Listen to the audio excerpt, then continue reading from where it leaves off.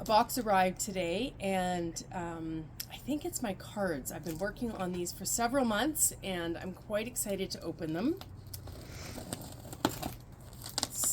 I think it came from China, so it's pretty heavy duty, so bear with me here. It's a little bit rip and tear, like if you celebrate Christmas morning.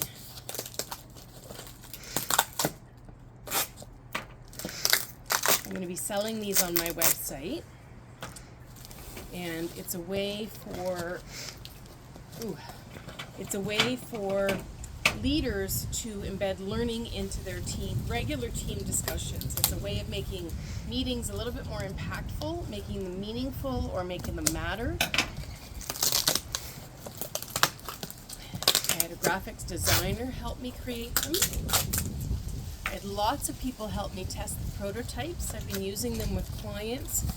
Not this final version, but earlier prototype version, so I've been getting lots of great feedback. And if I lift it open, there are all the cards.